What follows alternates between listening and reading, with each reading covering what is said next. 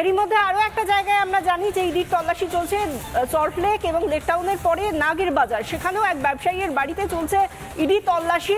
এই সংক্রান্ত আরো বিস্তারিত জানাবেন, আমাদের সঙ্গে রয়েছেন আমাদের প্রতিনিধি এলিনা ভট্টাচার্য। এলিনা, এই মুহূর্তে দাঁড়িয়ে এই ব্যবসায়ীর বাড়িতে কতক্ষণ হলো তল্লাশি চলছে এবং এই সংক্রান্ত কি আপডেট রয়েছে?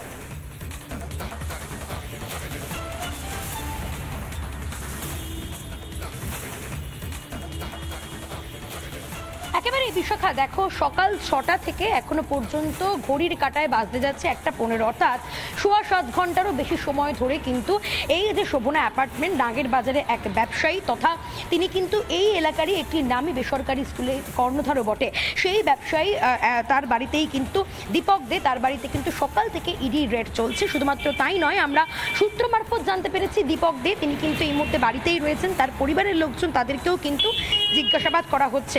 এবং একই সঙ্গে এই দীপক দে এলাকায় তৃণমূলের ঘনিষ্ঠ হিসেবে পরিচিত। শুধুমাত্র তাই নয়, তার একাধিক ব্যবসা রয়েছে।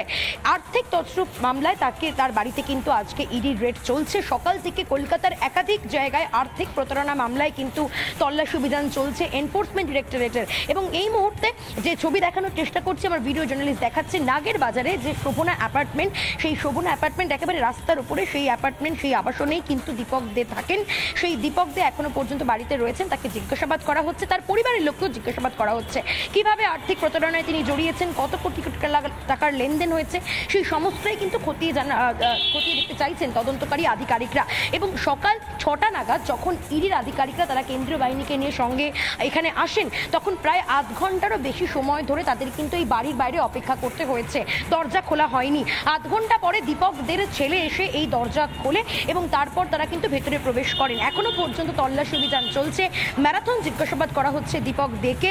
এই এলাকারই তৃণমূলের ঘনিষ্ঠ হিসেবে সে পরিচিত। এবং একই সঙ্গে তোমাকে আরও একবার জানিয়ে রাখবো যে এই এলাকারই একটি বেসরকারি নামী স্কুলের কর্ণধার এই দীপক দে ওরফে দীপদা, এলাকায় যথেষ্ট পরিচিতি রয়েছে তার। এবং তৃণমূলের লোক বলি বেশি সময় ধরে ইডি তল্লাশি চলছে নাগের বাজার থেকে শুরু করে সল্টলেক এবং লেক টাউন, প্রত্যেকটা জায়গায় ইডির ম্যারাথন তল্লাশি। সেদিকে তোমরা প্রত্যেকে নজর রাখো। সৈকত, এলিনা এবং আমাদের অপর প্রতিনিধি মেঘা, তোমাদের সবাইকে ধন্যবাদ। পরবর্তী সময় আবার আমরা যোগাযোগ করব তোমাদের সঙ্গে। এবং এই গোটা যে ম্যারাথন ইডি তল্লাশি বিভিন্ন জায়গায়, তা নিয়ে সুকান্ত মজুমদার, কেন্দ্রীয় শিক্ষা প্রতিমন্ত্রী, তিনি কি বলছেন শুনুন। এজেন্সি ইডির যে রেড হচ্ছে, যতদূর আমাদের কাছে খবর, তারা হচ্ছে মিউনিসিপ্যালিটি রিক্রুটমেন্ট স্ক্যাম নিয়ে কাজ করছে। আপনারা জানেন এই মিউনিসিপ্যালিটি রিক্রুটমেন্ট স্ক্যাম এসএসসির সাথে উঠে আসে, কোর্টের নির্দেশে ইডির হাতে সেটা যায়।